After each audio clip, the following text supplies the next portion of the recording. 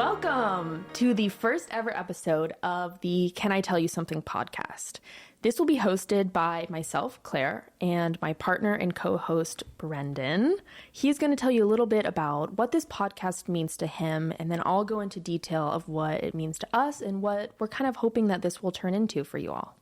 Yeah, so the name Can I Tell You Something comes from what I would say to initiate a conversation with a stranger when I was very young. As a kid, I loved to talk, and I loved to share the things that I knew or I just learned or I just found out, and I would share it with anyone that was willing to listen. And so the best way that I could approach people was being a little kid and walking up to them and saying, "Can I tell you something?" And going into some long, elaborate story about whether it's Legos or Bionicles or Power Rangers or whatever I was into at the time. But it's particularly special to me now because I think learned a lot more than, I've learned a lot over the past 20 something years, and I feel like I have a lot of things that I want to share, and I love sharing what I know, hearing what people think about it, and learning from other people. So I see it as a way to start a conversation about things, and it can be anything, and it just has to be something that you care a lot about, that you're interested in. And so because of that, this show kind of has more of an abstract concept where it is about learning and knowing and asking tough questions in our process of learning new things. Yeah, and I think that's something that as a couple, when we first started dating, that was the very first thing that I noticed about you. And especially dating through the pandemic, we had a lot of time on our hands. And so one thing we would do is tell each other stories and get to know each other.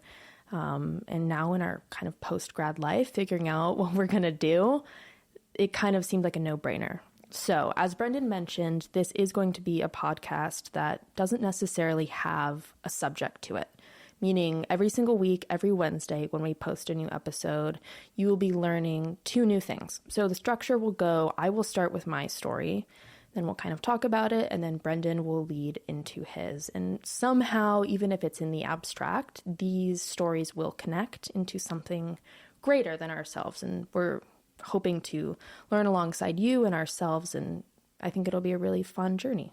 Yeah, and I think that when we also say story and storytelling, I mean, those are words that get thrown around a lot, especially right now. And for us, these stories are really related to things that we learn or discover, stories that other people have that we do our, we research, we do our due diligence about, and we give a chance to bring these stories back to light. I think that the really exciting bit for us is that all of these subjects that we're talking about are things that either we feel are really relevant to today and our understanding of the world today, or they could be built off of things that we see online that really do inspire us and we want to dig a bit deeper. So I think it's really important to show what that digging deeper process looks like, and how to do so in a way that really preserves like a sense of truth and a sense of honesty and transparency while doing so. So because of that, we have a pretty strict set of guidelines for us. Anything that we share with everyone, we're citing all of our sources first and foremost. And we're going to make those readily available for everyone so they can peer into the information that we know. And maybe correct us if we say something wrong, because I do want to stress that I want this to be a really safe space, not only for the subjects that we're going to be talking about and the stories that we share, but it also needs to be a place where we can mess up and grow from what we're learning, because that's really what learning means. And when we first, started talking about starting this podcast, that was something that kind of scared me. So I wasn't really sure if I was going to be capable of researching and telling a story in complete accuracy. Yeah. But I kind of know that no one can. And that's why we have all of you. So if we're saying a story or saying something that you might know more about than we do, let us know, and we'll go from there. Yeah. And that's the beauty of it, is that it is supposed to be a place of conversation, because no matter where these stories come from, I think that if you look hard enough at anything, you find ways that it can relate to today, or relate to your personal life or your personal journey in being human. So without further ado, we present you Can I Tell You Something? Let's get into it.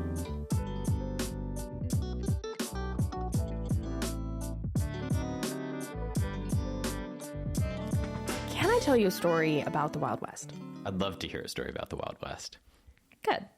So the reason that I wanted to cover this topic is because one of my fondest memories when I was a child was actually watching Western movies, especially with my dad. That was just kind of a thing that we always did. I think it's something that he grew up with and he introduced to me. Yeah, absolutely. And when I think back to those movies, I kind of get this mental picture of saloons, guns blazing, cowboys. Oh, yeah. And while a lot of that appears to have been true, there's a lot that's kind of left out in those stories. I'm curious, like, what was left out? Yeah, so I want to start at the very beginning, just with some basics for you all. Okay. So the Wild West officially started in 1865 and went to around 1895, but it did bleed into the early 1900s in some states. And when I read that, I was so surprised because for some reason, I had the idea that the Wild West lasted for maybe 100 years. Yeah. I mean, it's a strong enough idea where it feels like it's existed forever. Yeah, and it actually wasn't that long ago as well, which is really interesting. And geographically, the Old West applies to states west of the Mississippi River. So that includes Arizona, Colorado, New Mexico, California, Montana, Wyoming, Utah, the Dakotas, Oklahoma, Kansas, Texas, and for the purpose of my story today, also Washington State. And this all happened when thousands of pioneers and farmers and cattle drivers pushed their way westward in search of a better life. So this would include land, gold and silver, of course, and sometimes to escape the law. Ooh. Because at that time, as I'm sure that you can imagine, the East Coast was kind of pure and a little conservative. Dare you say Puritan? Dare I say. We will get into that more. And so that kind of brought an array of hardworking people that wanted to establish a new culture and a new life elsewhere. And at that time, of course, the land we know was settled by natives, but it was not settled by white people. Yes. So when they arrived, saloons, brothels, gambling dens, all of that opened up. And of course, with that came a lot of problems. I can imagine. At that time, there were no regular courts. There were no real officers of the law as we know them now. And so these towns would actually end up settling disputes through like informal miners' courts in which they would have local miners and cowboys and whoever was working at the time serve as a jury. So miners, just for clarification, like pickaxe miners, not Looking for gold. not kids. Not at all. Okay. Just wanted to clarify Kids that. might have been serving on it there. I have no way of knowing that, but Labor laws were also weird then too. So we don't need to get into that now. That's besides the point. Absolutely. So at the time, these towns were really sparsely populated because as we know, if we look on a map, the West is huge compared to the East Coast. And although there were thousands of people, these towns were very, very small, especially compared to what we know them as today. Yeah. I think that a great way to visualize how sparse the West is even today is just look at those photos at night of like the continental US and look at how bright it is on the East Coast, how bright it is kind of, by the Great Lakes. And then there are so many patches of darkness throughout the West. Absolutely. And it's a huge, huge geographic space. And just for some context, both you and I did grow up in Colorado, which is obviously kind of in the middle of the West. Yes. And we definitely felt that. I mean, the town that we grew up in, or I grew up in, was around 5,000 people. And I thought that was normal until I moved here to Seattle and, my world opened up. Yeah, I mean, it was the type of place you got to go 40 miles, so it'll take you 40 minutes. And Absolutely. that doesn't hold everywhere in the U.S. At all. Books and films in the latter part of the 19th century really exaggerated and almost romanticized what the Wild West was actually like. You know, films like The Magnificent Seven, True Grit, which was actually my favorite film as a child, Yeah. Butch Cassidy and the Sundance Kids, The Good, Bad, and the Ugly. Yeah. You know, these were all kind of Hollywood's favorite subjects. But day-to-day life in the West was pretty boring and mundane, Yes. which actually left a lot of downtime for some activities that we are all familiar with. And what would those activities potentially be? Prostitution. Not where I was expecting this to go. Well, let me tell you. Do tell. So in come the painted ladies Okay. of the Wild West. Full stop. Why are they called the Painted Ladies? Well, I'm going to tell you. You have to wait a little Okay. bit. So at the time, it was really, really difficult for single or widowed women to make money apart from their husbands or men in their life. So prostitution was kind of the only way for a lot of women to survive. The Yeah. presence of these women in saloons was relatively unheard of east of the Mississippi. Like we said, these strict Puritan values on the East Coast made it almost impossible for women to survive via prostitution in Yeah. the East. But it was very possible in the West because Yeah. there were no laws yet. That's really interesting. And so what happened when women were able to like work with prostitution? So in the story that I'm going to get into in the area that we'll get into, which is Seattle, Wonderful. it actually was illegal. But there were some Interesting. very, very smart women that found a way around this and actually rose to be some of the richest people of that time. It kind of actually reminds me of bootleggers during Prohibition. And Absolutely. like, you know, It is the exact same huge concept, consolidation of money. but now it's women in power. Love it. So in a quote from The Sun, I read that some women rose to become extremely wealthy, famous, and respectable citizens in their own right by becoming madams of their own brothels. So at that time, obviously women couldn't own businesses, they couldn't run their own bank accounts, but for some reason in the West, there were many powerful women running brothels. Interesting. And it wasn't until early in the 20th century that, you know, like the male pimp kind of took over the madam. And at that time, then the treatment of women really declined. But when women were in power, Yeah. you know, it didn't seem to be so bad for prostitutes. That's really interesting that switch, because, you know, if we're talking about pop culture in the Wild West, for me, when I think of prostitution, you do think of those pimp type figures and Absolutely. like incredibly abusive men controlling like the whole horrible nine. So And I do want to disclose, I am not claiming that prostitution was safe and good in the West, because there were some horrendous things that were happening. Yes. All the way from deadly STDs to botched abortions. I mean, you can go on. These women were dying from this.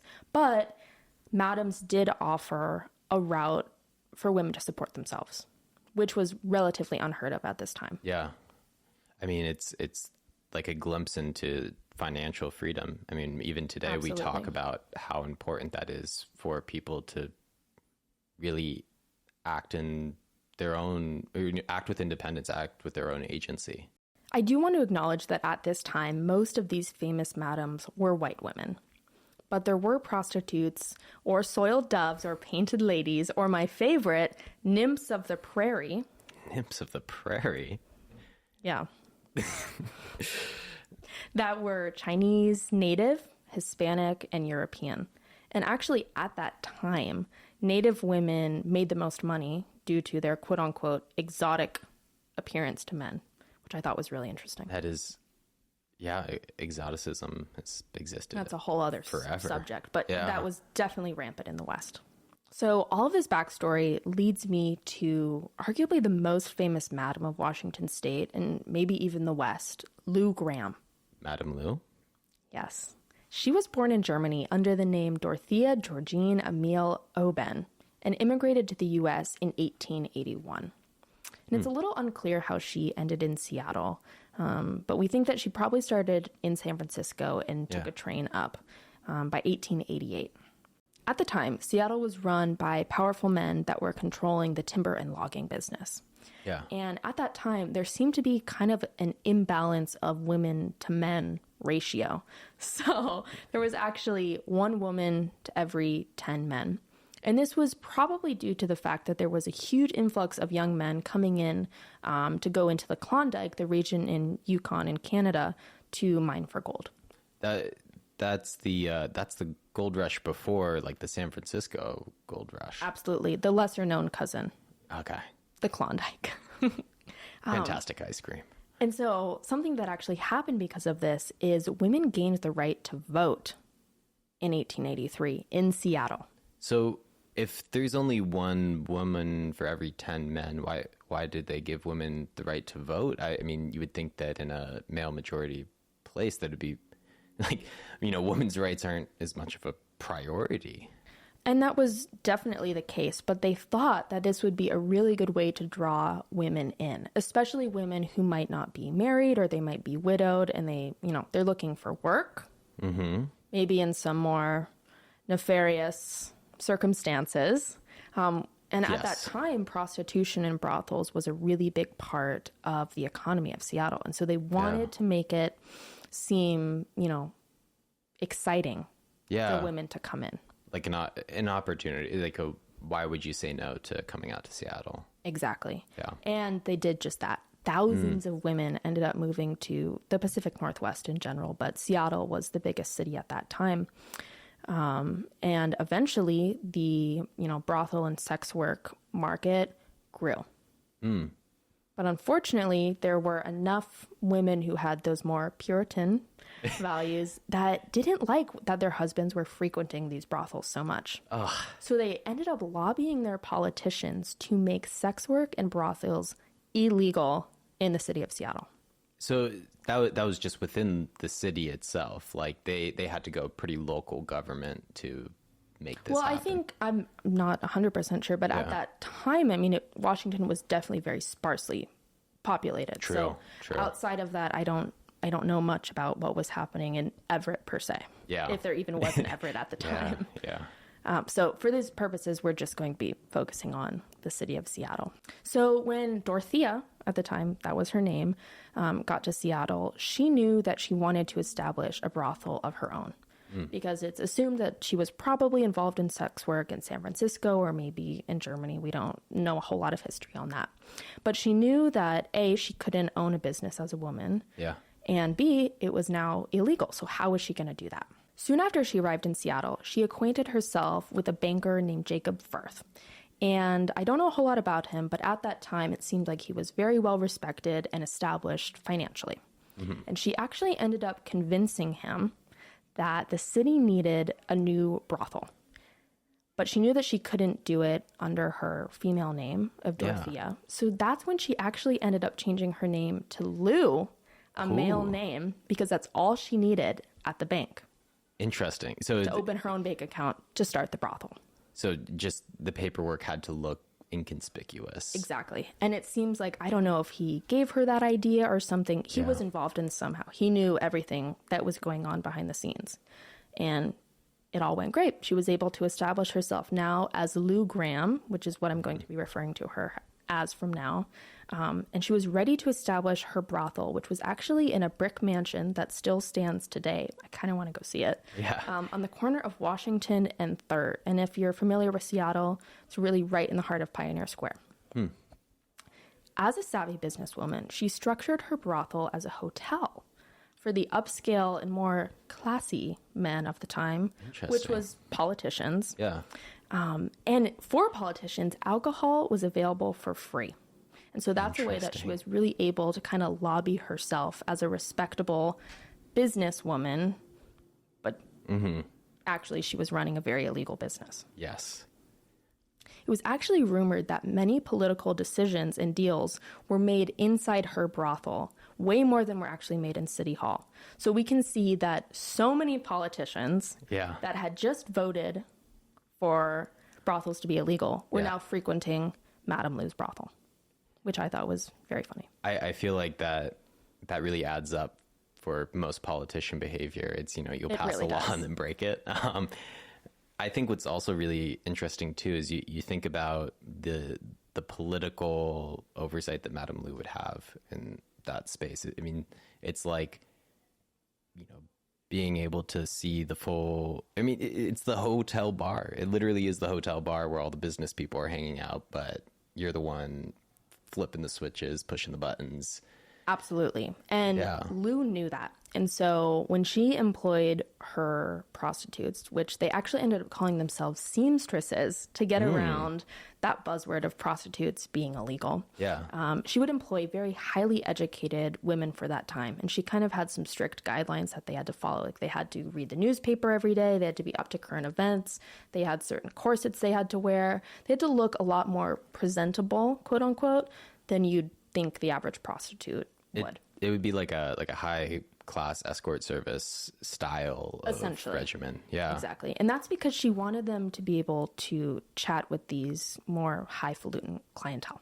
So I'm going to read you a quote from the Seattle Met magazine that kind of summarizes who Lou was and the women that she was employing. Women working in her brothel could expect higher than average wages by a factor of 10, at least than personal maids or those squinting over stitches in a garment factory. Over the years, Graham took in and cared for multiple children whose parents abused alcohol or had gone bust in the Klondike. She employed individuals of all races, including indigenous women, which unfortunately was very illegal at that time. Her original brothel did burn to the ground in the Great Seattle Fire of 1889 that we are all quite familiar with. Yeah. But it didn't matter because she was so rich that after all this, she was able to rebuild right in the burn site. Yeah. Right on top. That's, I mean, I can't imagine that there is quite the same sophisticated insurance industry at that time. So just like fronting all that money is Not at all. insane. But it was interesting because, she had amassed so much wealth. She was actually able to make a much larger brothel. So there were many more rooms. I don't remember how many rooms, but it was like 20 plus something. And so she was able to bring in just, thousands from this. Eventually in 1892, she ended up having to leave Seattle because the policies around prostitution became a lot more strict.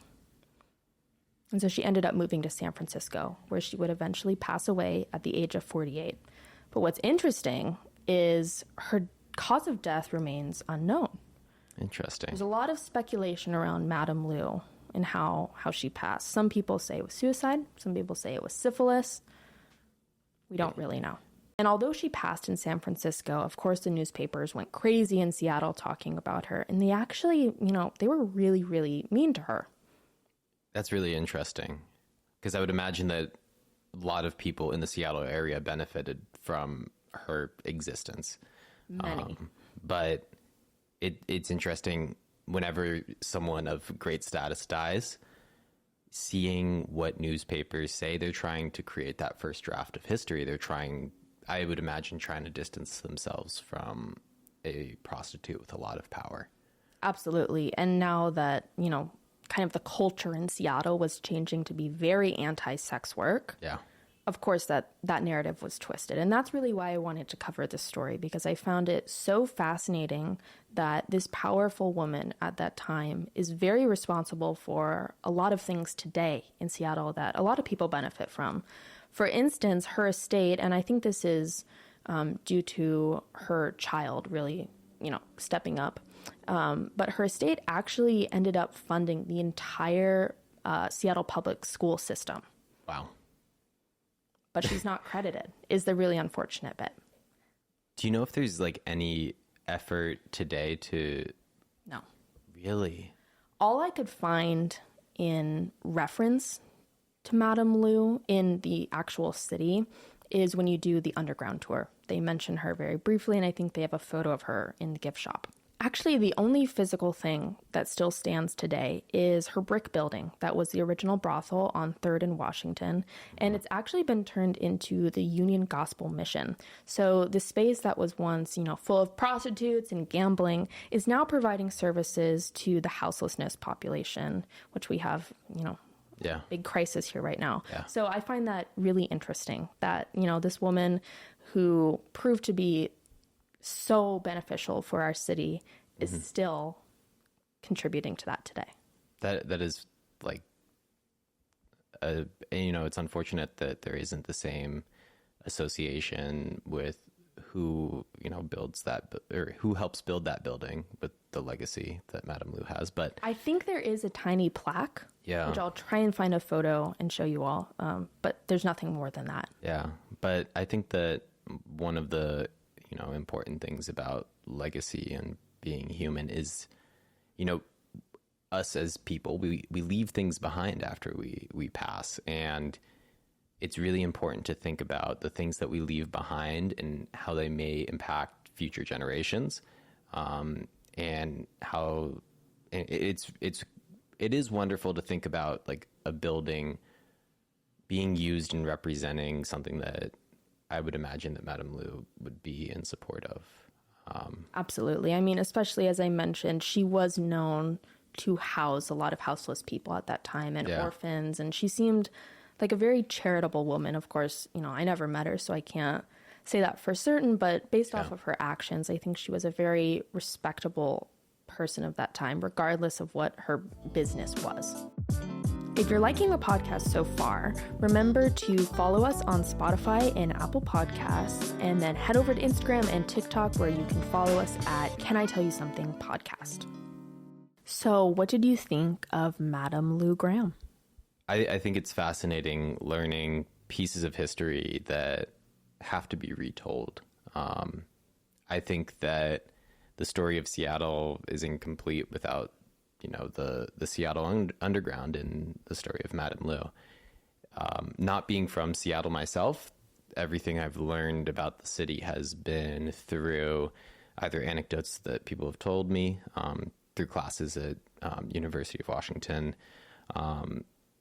But it's, you're hearing about Madame Lou. I have to think back through the history that I understand about Seattle and start adding in that layer and those details. Like history, as I've grown older and I've heard like historical narratives told over and over again, every pass through you're adding in a new detail and it becomes increasingly more complex. And absolutely. Yeah. And I think it's really difficult, at least when I was researching this episode, I didn't find a lot of information on her. And a lot of it was very speculative because there weren't really records of her. And it seems like, especially after she died, people were trying to erase her narrative from the history of Seattle and also the history of the Wild West.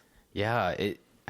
Because it doesn't fit that Puritan narrative. I mean, I forget what year Prohibition happens, but it's after this, right? Absolutely. And that's a reaction to, it was a reaction to multiple things. Like we also have to consider where Reconstruction fits into all of this. And then like the reaction to Reconstruction and then Prohibition and all that. So it makes a lot of sense that these sorts of narratives would get wiped away. I mean, there would be almost like marks of shame to a lot of people. And I think you saw that with after she dies, how newspapers speak about her. Yeah, and I will try and find some of those newspaper clippings just so you all can reference that. And going back, Prohibition was 1920. So 1920, it really wasn't that... Wait, 1920? It was after this.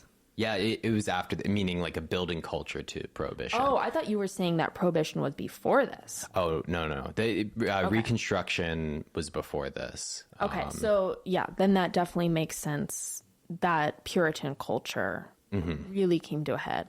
Yeah.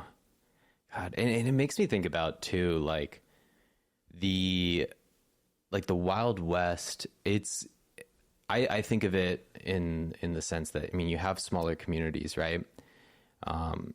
And a smaller community is able to develop its own like independent culture much more easily, as opposed to being, and like imagine the difference in being in a city, like a big historical city like Boston, New York, Philadelphia, right? Versus being in a town of maybe 50, 100 people maybe.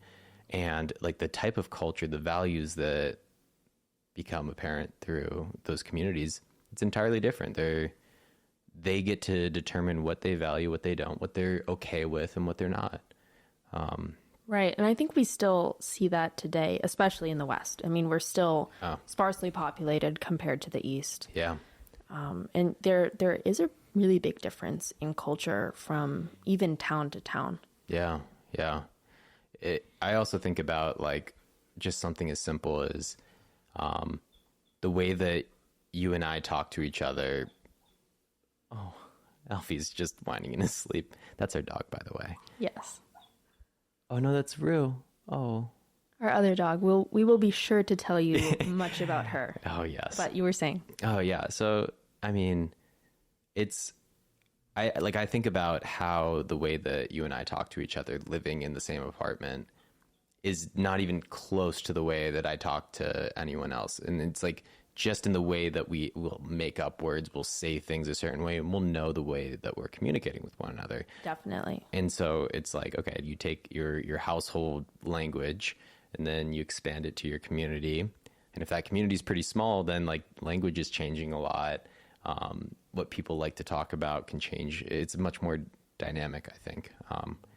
But I think it's also really difficult to capture all of that at that period of time because it would all have to be, written in journals or like legal documents if we're going to uncover that sort of stuff. And how can it be when she was involved in an illegal business? Yeah. So when you do go look at those newspaper clippings or, whatever you can find, you're going to find her seamstress business, which is just so fascinating to me that is the term that they came up with to get around that, because everyone at the time in Seattle knew what seamstresses really did.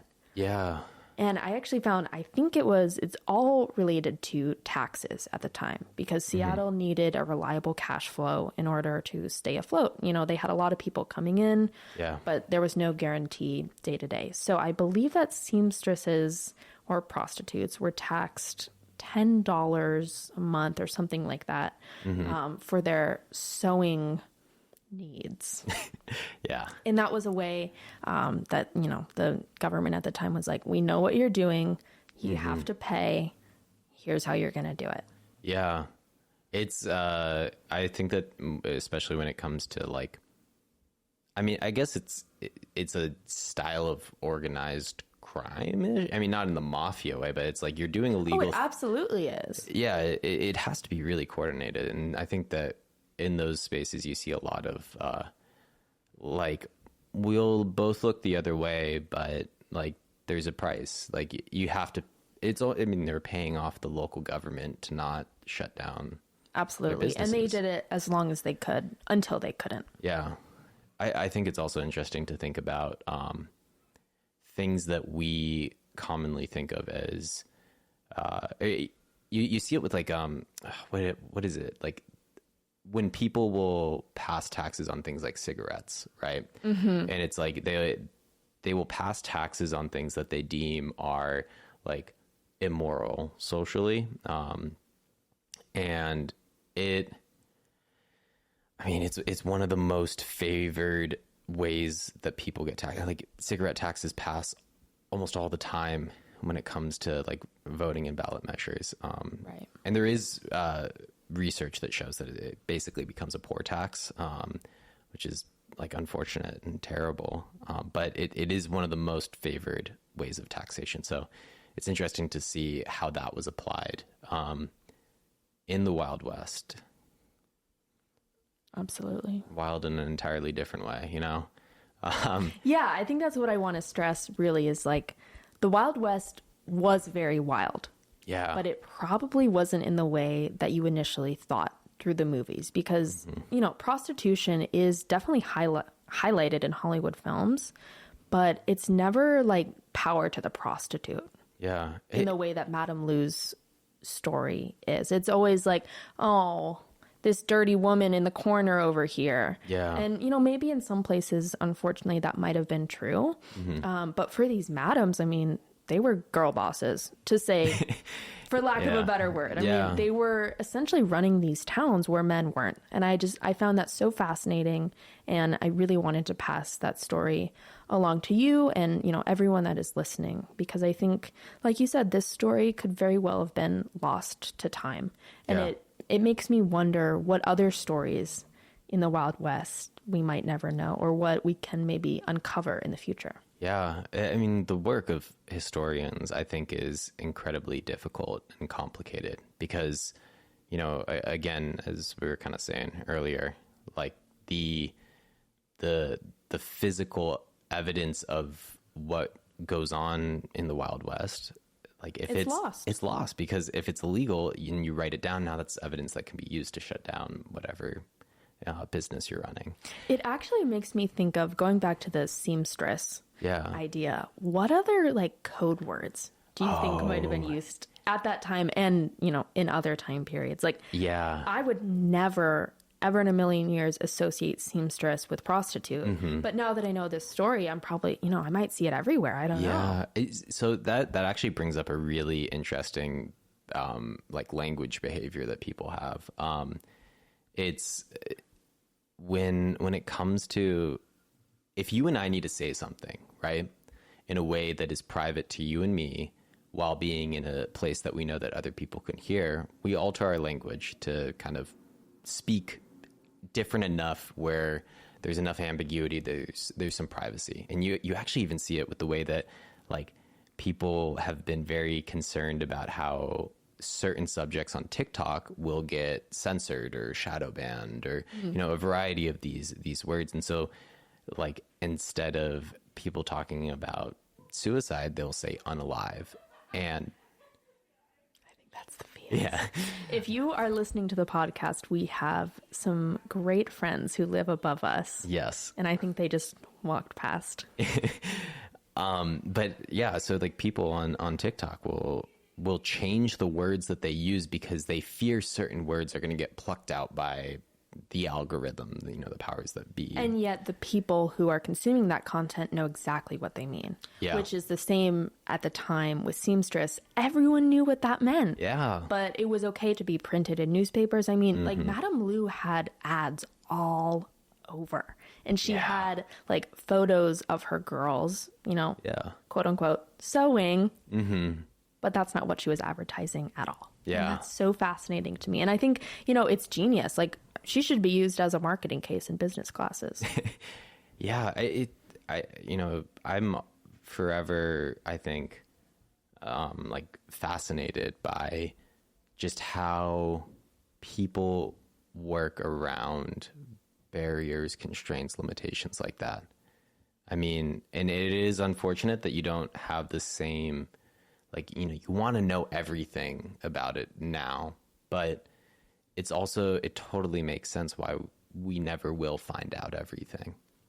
I kind of like it that way, though. I don't know. When I think of the Wild West and other time periods that we don't know a lot about, there's a certain lore or legend to that time. Yeah. And I think that's probably why Hollywood in specific was so drawn to that subject. Mm-hmm. But it also, I think, gets people talking about possibilities in the way that we are.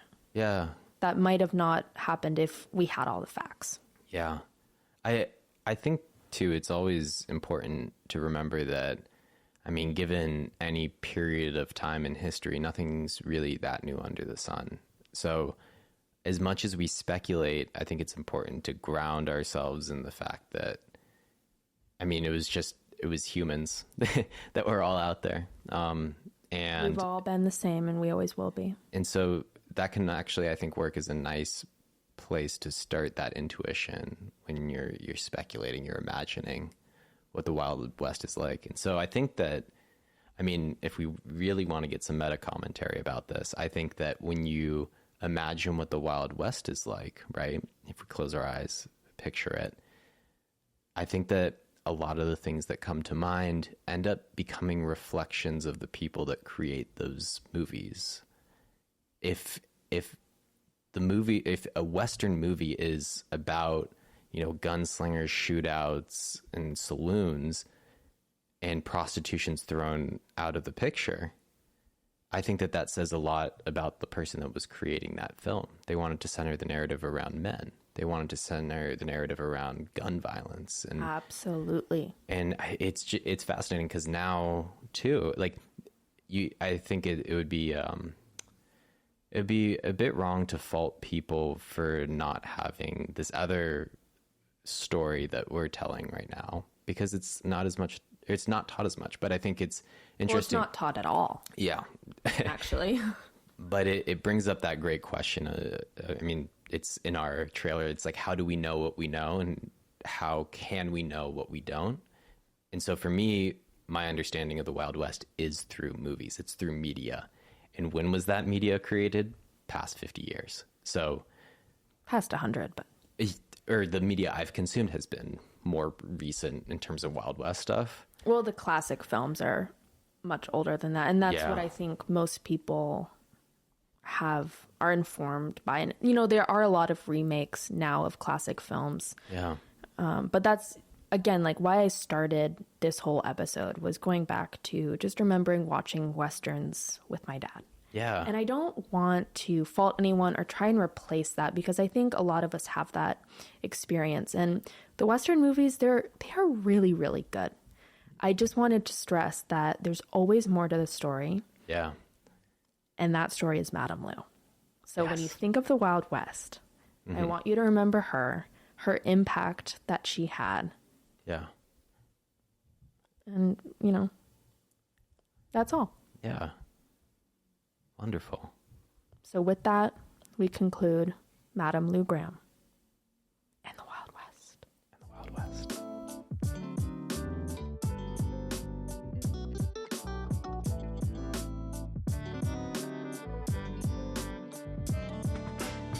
Can I tell you something about Photoshop in the Victorian era? Photoshop. Well, not the Photoshop that we know about, but there was a different kind of Photoshop. Yes, I'm already hooked. Okay, so I first need to give credit to Bernadette Banner. She made a wonderful video titled Exposing Victorian Influencers Who Facetune Their Photos. It's a great video. We'll link it in the show notes, the footer, whatever you have it. And to tell this story, I'm going to go through 3 different eras. I'm going to go through the past, which will be the Victorian era, the present, which it's going to be a pretty loose idea of the present, which is just digital photography.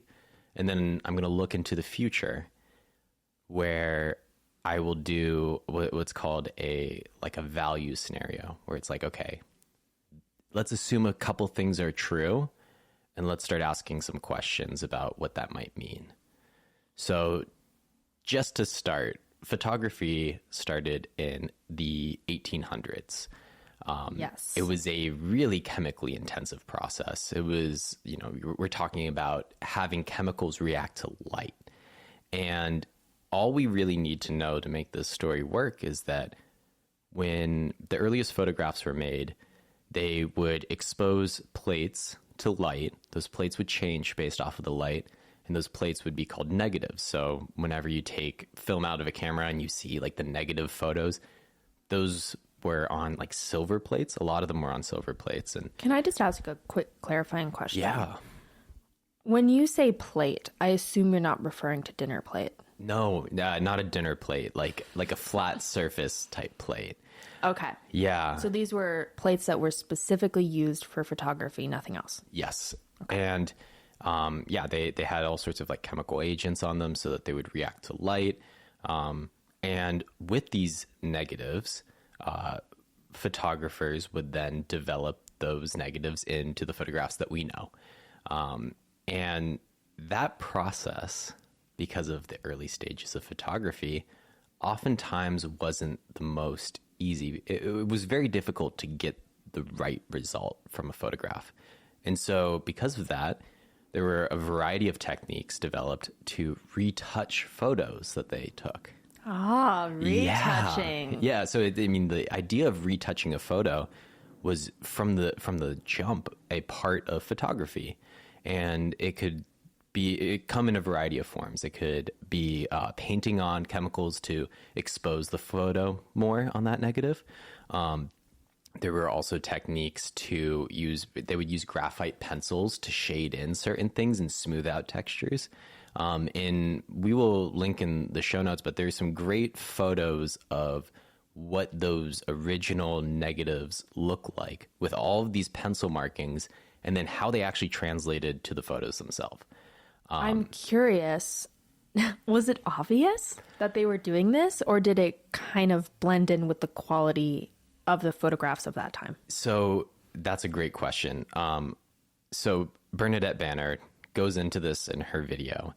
And what's really fascinating is it became a product of how much money certain people had. Some people were really good at retouching photos and some people were not great at it. So think about like Kardashians versus me.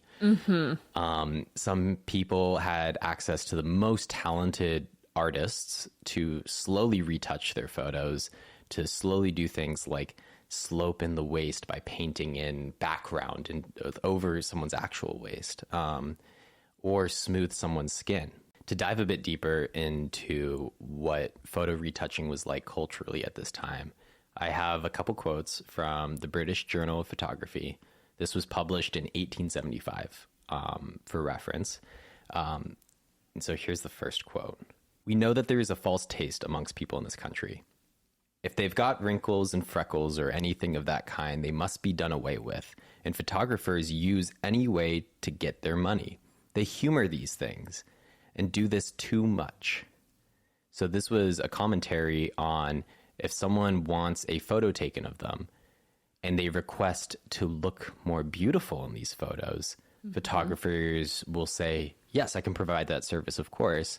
It's just going to cost you a little extra. And, business as usual, people are retouching photos. Interesting. And then on the same page, written by the same person, they get into a more cynical take about this. Oh. Yeah. This is where you'll see echoes of today. Okay, it's starting to get a little juicy. Yeah, exactly. So the quote is as follows. "I have seen pictures where the cheek looked as if it was swollen or rolled up to the eye. On the other side of the face, it was a mass of black shadow. That is not artistic. On the other hand, we will find a negative that is intense in spots. It is lightened too much all over the face, and there is not granulation of light and shade, which certainly should go to make up a negative.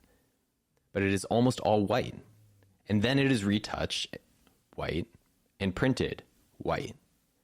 There are no wrinkles in it.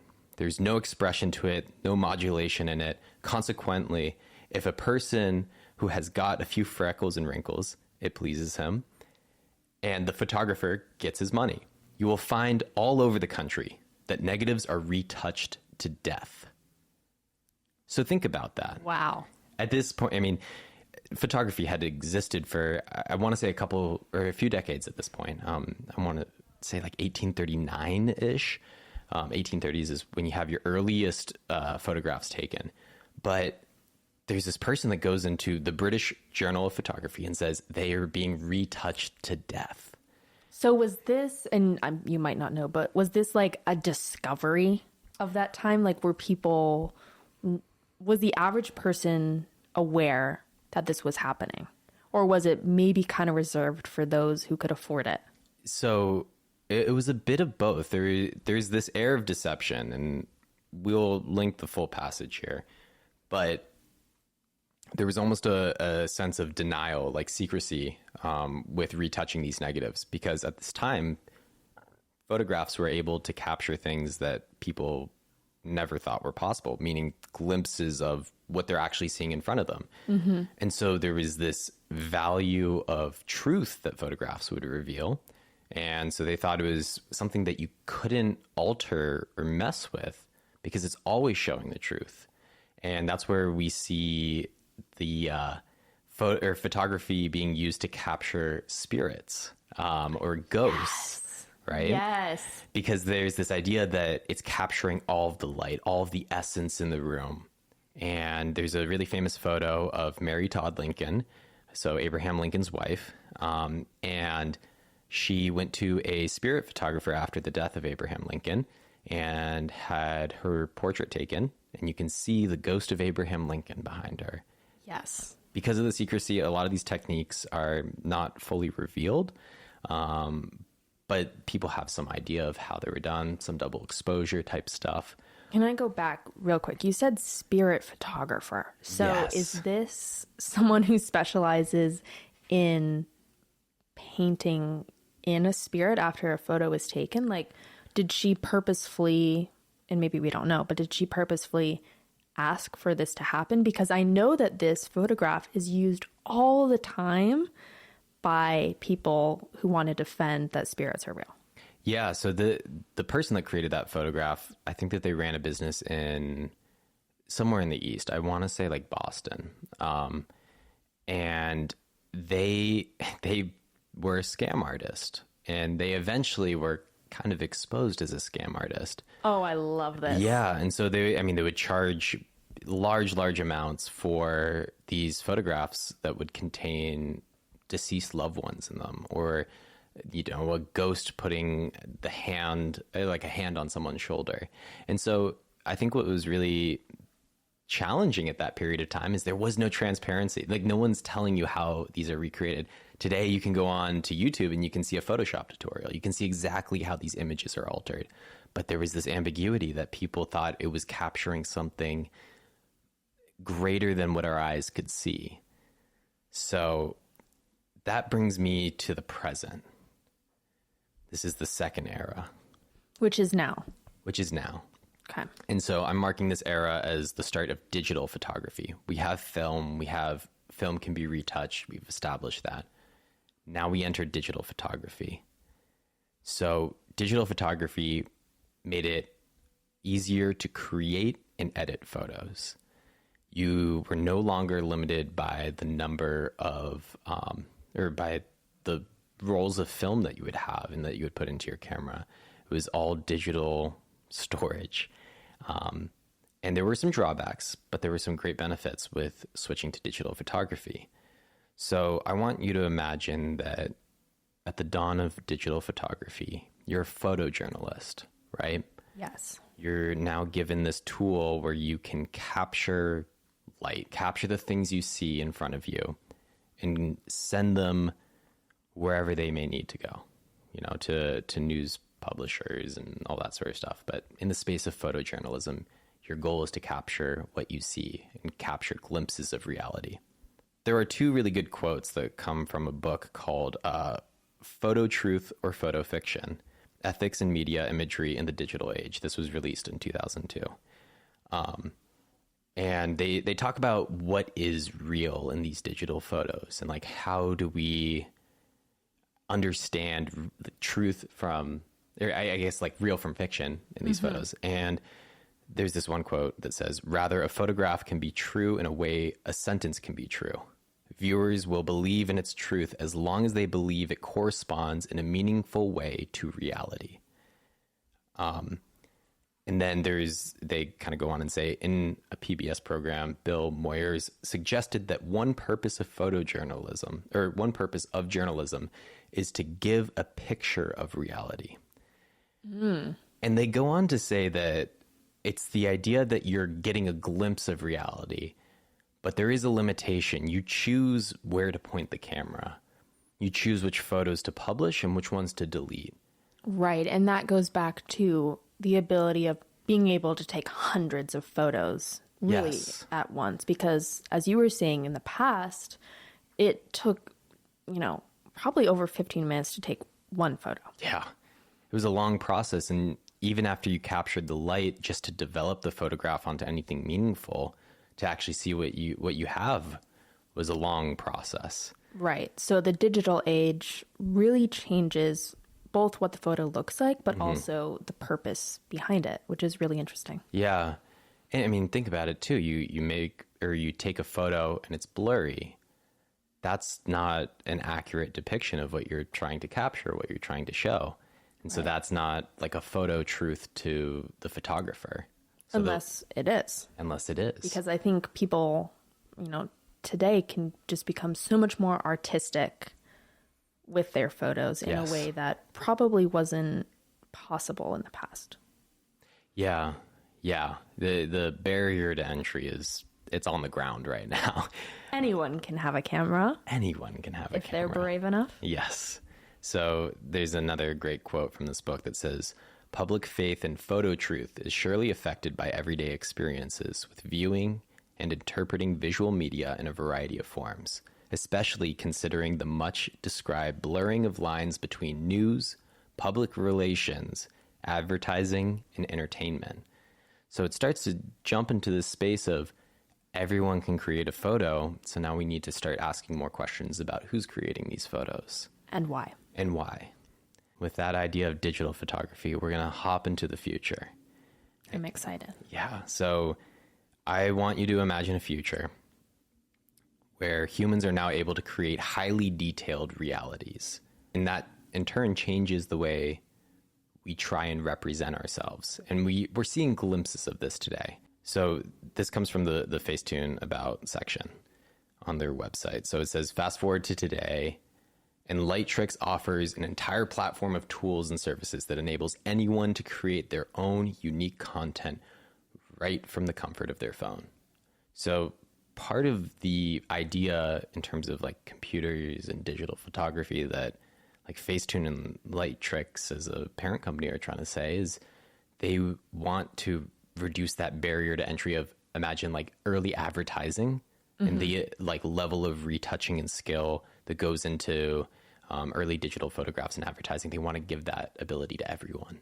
But remember that where we're blurring these lines between media, entertainment, personal expression, those photo realities that they're creating are being determined by the person creating them. They want to appear in a certain image or likeness.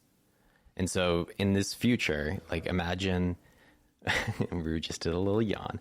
Imagine being like someone working in a service industry, restaurant or retail, right? Okay. And you have that internal conflict between your social performance at your job, the customer service voice, as everyone calls it, and your inner truth of how you feel about certain situations. And I think naturally, when you bounce between those two, there is a need to self-express what you're actually feeling inside because you have to hold it in throughout your work and throughout your day. And so I want to point to this, the idea of an avatar. And so this is brought up in, I mean, you hear Mark Zuckerberg talk about it in the whole metaverse thing. And so I'm actually going to quote from not Zuckerberg. Thank you. Thank you. But the novel that first coined the term metaverse. And this is very much a dystopic novel. I want to be perfectly clear. Okay. But they describe avatars as your avatar can look any way you want it to, up to the limitations of your equipment. If you're ugly, you can make your avatar beautiful. And it kind of goes on and says that there is this interesting level of limitation, technical limitation, where people that have the privilege and opportunity of developing these really complex expressive avatars with very sophisticated computing equipment appear better in this digital metaverse space Than they actually are in real life. But it's even worse than that, because for people that can't afford these high-end computing devices in this world, they're forced to be represented by black and white, low-tech, low-resolution avatars. And so they stick out like sore thumbs in this space. They're not allowed into certain places within the metaverse environment because of their limited computing ability. Whatever perceived social hierarchy is showing up here, they are excluded. So that leads me to this final kind of idea. This comes from a postmodern philosopher who this book, Simulacra and Simulation, is a huge inspiration for The Matrix. So first I'm going to define simulation and then simulacra. Simulation, Thank you. yes, because they kind of sound very cryptic, and they kind of are. So simulation is the imitation of, so this comes from like the Wikipedia simplified version because it's kind of heady, philosophy stuff. Simulation is the imitation of the operation of real world process or system over time. So it's like a social performance. You're simulating the social behaviors Interesting. And then simulacra are copies that depict things that either had no original or that no longer have an original. And so what I want you to think about with that is when you have an app like Facetune, why do people choose certain things to enhance and suppress? Like wrinkles. Like wrinkles? Like yellow teeth, like acne. Right. At a certain point, people forget where that comes from. Meaning why we did it in the first place? Exactly. I mean, the idea of like, why do women shave their legs? We can go all the way back to Gillette and their advertising during World War II. They couldn't sell razors, so they had to find a way to market to women. And so they convinced women through marketing that they needed to shave their legs. Wow. And so when we're so far distanced from those sorts of things and we start to perform in this, you know, in the space of like simulacra, it's really important to question how we represent ourselves. So as much as like, yes, we've been altering our appearances and altering this visual media forever, I think it's really important as we head towards a future where it's going to become easier and easier to change the way that we're represented in digital spaces, to really question why we choose certain features and appearances and what that says about us. And if that maybe is us or is maybe just an imitation of what we think we should be.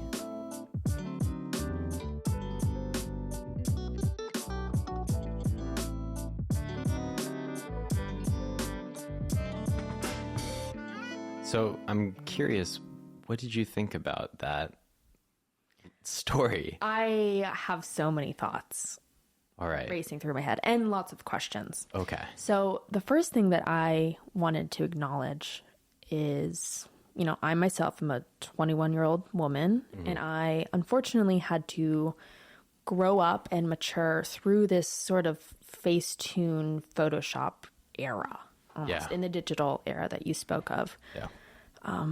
And learning that this goes back way further than I thought is so comforting in a kind of twisted way. Because growing up, I always felt the need to retouch the selfies or whatever photos I was taking because of whatever narrative was being told to me at that time. Like we said, that you need to whiten your teeth, you need to have no acne, no wrinkles. Where does that come from? I'm not sure, but those are the sorts of things that I felt as a young, you know, girl growing up. But to know that people were doing that over 100 years ago is crazy. Yeah. I never even knew that that was a possibility. And to Right. know that they were literally painting over it or using graphite pencils to do that, A, is fascinating, but B, is kind of funny. Like Yeah. they found a really creative way to essentially Photoshop those who could afford it. But then in the same light, it's really sad because A, why have people always felt the need to do that? What reality are they trying to show? And B, I mean, it's obvious that this continues to only benefit those who can afford it. And we see that today with, like you said, the Kardashians are very famous celebrities who have full teams dedicated to Photoshop. And they do it so well that we don't even notice it. Yeah. And it seems like back in the Victorian era, it was the same way. Yeah. They had people who were specialized, whether they were painters or photographers, that were doing this so well that no one knew it. And to this day, it's not talked about. Yeah. Which is insane to me. Like, I didn't watch the video that you referenced, but when you told me about it, I couldn't believe it. Yeah. I mean, I remember stumbling on that video and just needing to just like yell it from the rooftops because it speaks to like a very human phenomena. I think also. And what is that human phenomenon, do you think? Is it wanting to put your best foot forward, wanting to appear better than you are? I think it's complicated because I'll take it from two angles. The first is I think it's important to understand how our eyes work, right? What we can focus on with our eyes is a really narrow piece of space. And like the way that the brain works is it fills in a lot of gaps with what we see. I mean, I can go into a bunch of stuff, but it's for another time. That our brain is a really, really powerful tool at filling in these blanks with our vision, and then also reacting to certain patterns in motion. And also we have this crazy ability of spotting faces and things that aren't faces. So just think about the way that our brain works and the way that our eyes work, right? And then think about the idea of a self-portrait too. I think that when people want to represent themselves, I think it's really difficult to know what it is to represent yourself in your most authentic form, because your representation of self is based off the way that you perceive yourself. But we know that the way that we're perceived by others is not the way we perceive ourselves. So it's this weird dance between like trying to meet a certain expectation of others. Maybe we're trying to reflect what we like best about others and then apply it to ourselves. I think that I see that a lot with like the Facetune, Photoshop, tutorial type space. It's like people want to know how to appear like the people that they admire.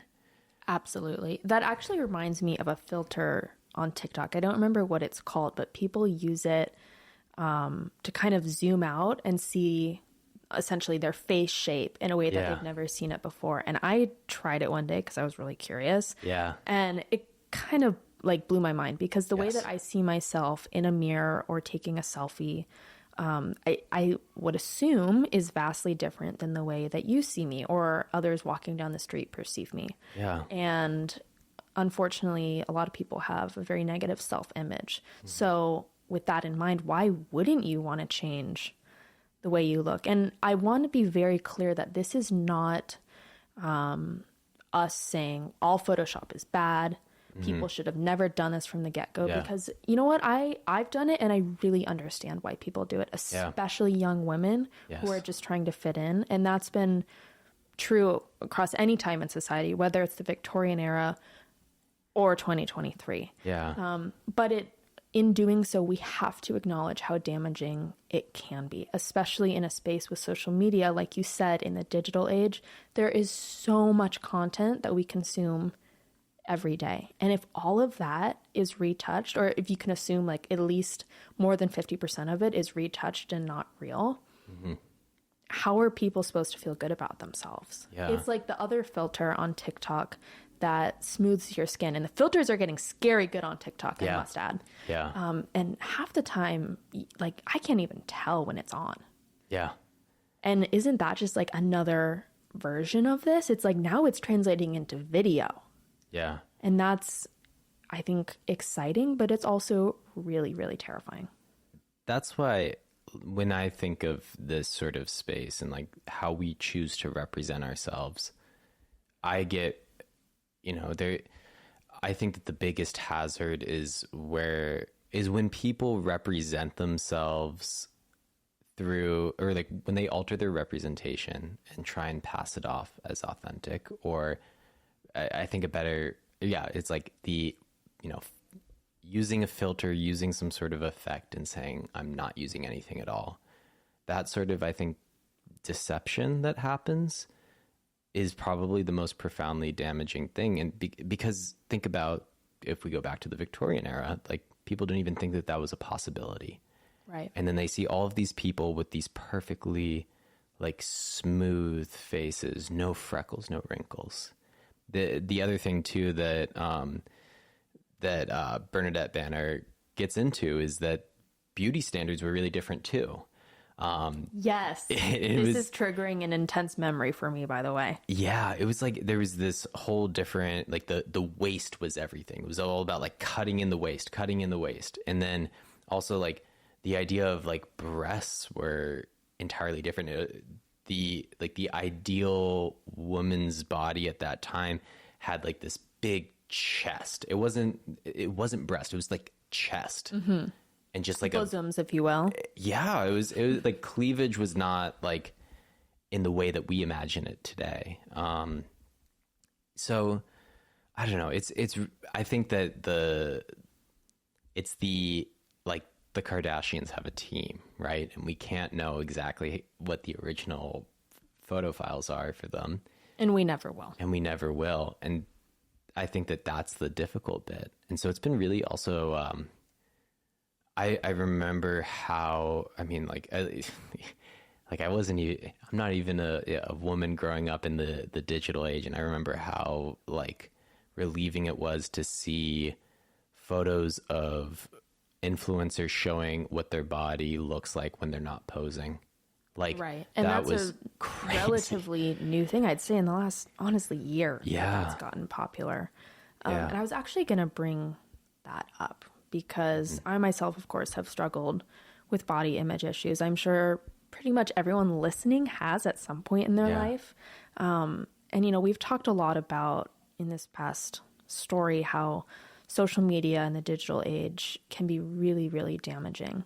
But I think there's also a lot of room for growth. And like you said, deception is the actual problem here. Yeah. Photoshopping and altering the photos is not inherently bad. Yeah. But not telling people that you're doing so, Yeah. that's what causes harm. So when you see influencers or just everyday people posting more realistic photos, I think that's really exciting, especially for a younger generation who's now growing up fully knowing what Facetune is. I'm sure a lot of people have that app in their phone. Yeah. And going forward and knowing, hey, this is okay if I want, sorry, that was our tongue. If I want, you know, my teeth to be just a little bit whiter, or maybe I really don't want this big pimple on my forehead to show. And that's not a bad thing. I think of it. So when I was reading through like the Facetune website, one of the first things that I was thinking about in terms, because we can say that Facetune bad and like, you know, drop a mic and whatever, walk out of the room. But that's hardly the full story, because I also see a side where, I mean, you and I are now like in the space where we are on LinkedIn, right? We need a professional headshot to represent. Which I must say, you did touch up one of my photos. Yes, I for did. LinkedIn. Oh yeah, and I I did. asked you to do it, but Yeah. it was not, you know, to look different than I am. I just wanted, you know, a little bit more of a polished version of me. So, Yeah. you know, I just want to fully admit as a human being that I do that with pretty much almost every photo I post. And I think you do too. And probably more men than you think are doing that in that space. Yeah. But it made me think about like, if you are someone that needs a professional headshot to be like, to be taken seriously on LinkedIn as your like representation of self, the amount of steps you used to have to go through to get a professional headshot, get the files themselves and get them edited to a point where it's not even that you want to be perceived as someone that you're not. Sometimes you need to edit a photo so you can actually see the you in it. Like show some more contrast between like the highlights and the shadows. Like those are important things to, you know, it's important to paintings forever to show highlight and shadow contrast, because that gives us the idea of like the three-dimensionality of us. But can I reference paintings real quick? Yeah. Because I mentioned I had kind of an intense memory bubble up. And it goes back to when I started going to art museums with my family growing up. And you kind of see, especially like women in the nude, they look so vastly different than women in the nude now. And I was always like, oh my gosh, like I belong in the wrong era. This is like what my body actually looks like. Why is that so different? And when you said like paintings need dimension, paintings are touched up too, it like, kind of all clicked. It's like human beings are the same no matter what era we come from. But, you know, whatever is in style at that time, whether it's in a painting or a photograph or a video, is going to shine through. Yeah. I think that's really interesting. Yeah. And so, I mean, we like the simple case for something like Facetune is you need a professional headshot. You need it today so you can apply for jobs today. You can achieve that with your mobile phone and a Facetune app. Like that can be a really equitable thing. Like it doesn't always have to be Even all with bad. the free version? Because Facetune, you do have to pay. I think it's $10 for the full everything. There is a free version, which I have. I would imagine that the free version, you can get your like good enough Your to basics. like to get a profile photo for a website. But I also think about like, you know, let's go back to the way our eyes work and the way that light works. And we are really visual creatures. And one of, I think, our greatest limitations is that while we do have two eyes to see things, and those eyes are offset so we can get a sense of depth, there's a lot of research that shows that we're really not great at perceiving distance or like estimating distance. Interesting. Yeah. And it shows up a lot in like AR and VR research that, especially when we most of those takes come from the space of like data visualization. It's really difficult for us to gauge the size of something in 3 dimensions. Like the volume of this object versus that object is really difficult for us to gauge, but we can gauge that one line is longer than another much easier. But because of that, because we have, some people call it like 2.5 dimensional vision, it's important to sometimes overemphasize like some things like highlights and shadows, because it gives us our eyes something to anchor on to get a better picture of what's being represented. And I also think that, you know, when I first started like taking photos with like a nicer camera, I was really disappointed in a lot of the first shots I was getting because they look so flat and they look so boring. And I couldn't figure out why. I'm like, I have this nice camera. It's better than especially nature shots. Yeah. And those can be really hard to take. And you're just like, oh my gosh, the world is gray. Everything's gray. And it all comes down to lighting. And it's just, it's lighting. And it's lighting and you know, the ability to use software to, you know, I like to think about it as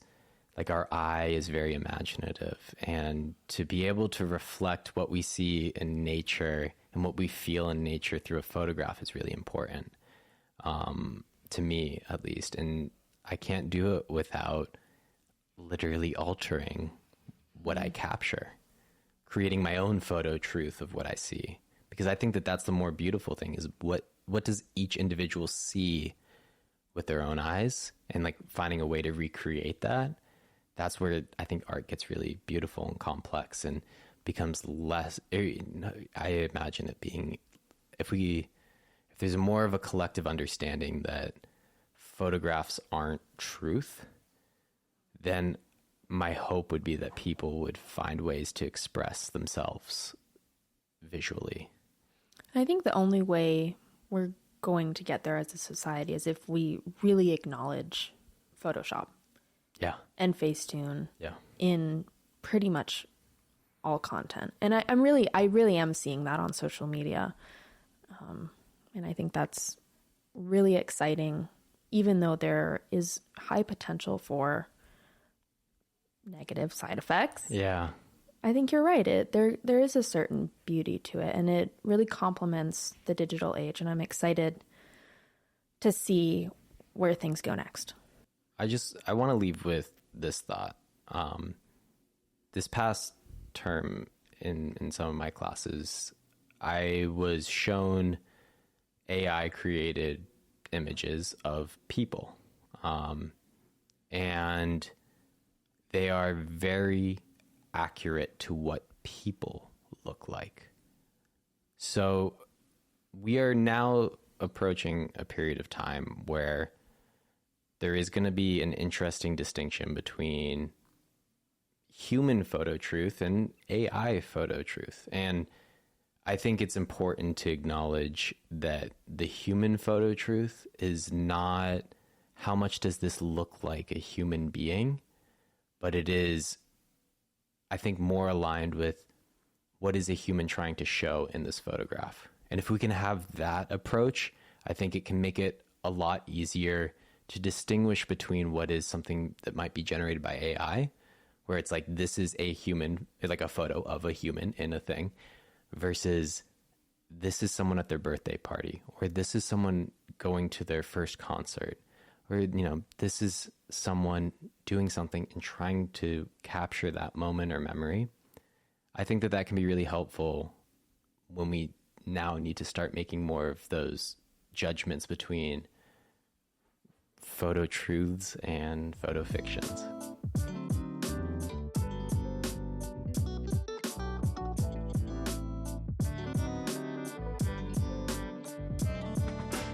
So I'm curious to see how you think the Wild West and Madame Lou and then photo editing in the Victorian era can relate. I think that there's the commonality of when some of those things took place. There's a shared era in history. I think that there's also a lot to be said about what it means to capture moments in history. When are things captured? When are they not? And then beyond that, we, I think, always need to be critical of how do we understand things and where does our knowledge come from? For the Wild West, I mean, it comes from film and it comes from media. And then our knowledge about photos is a lot has to do with our personal experiences with either taking photos or looking at photos and imagining the process that goes into it. Yeah, I completely agree. And something else that I found really, really comforting while researching the Wild West and then listening to your story is humans, we're all the same and we always have been. Like, there is really no differences between Madame Lou and a woman today. And in the same way, there are no differences between those who wanted their photos, you know, re-edited or photoshopped in the Victorian era versus those who want it done today. We all experience very, very similar emotions, but they're just reflected differently due to the culture of our time or whatever might be informing our biases at that time. And I love reminding myself of that, because sometimes I can get so in my head of thinking like, I'm the only human who's experiencing, you know, the problems I am at that time. But that's not true. When we look into history and we peer into some stories, I think we can all relate to them, even if it's not literally. Yeah, I think, to me, it reminds me of that quote, history doesn't repeat, it rhymes, which Absolutely. I think is magnificent, because it shows that there are things that do change, right? We are the same, but the context is a bit different every single time. And then I also think about it makes me feel more comfortable in looking to wisdom in the past, because, as you said, the things that we feel, the things that we fear are honestly probably not too different than those things that others have feared before us. And so seeing how time evolves in the past helps us, I think, ground ourselves in things that happen today. So I find great comfort in it. I remember my freshman writing professor saying that he loves being a historian because he feels more comfortable, like, and grounded looking at the past, because the present can be very scary. And I didn't quite understand that when I first took that writing class, but I feel like I've grown to understand what he meant today. Absolutely. I think if there's one thing that you can take away from this episode, it's that human experience. That we are all the same. Even if our circumstances change throughout time and our cultures and our ideals may be a little different, we all experience emotion the same. Yeah. It's that darn human part in us, huh? That darn human part. All right. And with that, I think that is the end of the first episode ever of Can I Tell You Something? So I have a question for you all. Did you learn something? If you did learn something, feel free to drop us a comment on TikTok or Instagram at Can I Tell You Something Podcast. We'll link it in the show description as well. Yes, and be sure to follow the show on Spotify and Apple Podcasts as well. That way you can always stay up to date. We are going to try and release a new episode every Wednesday at 12 p.m. Pacific Standard Time. Yes. That is subject to change, though. The time is subject to change. We're pretty, I think, locked in on Wednesdays. With that, we will see you all next Wednesday on Can I Tell You Something?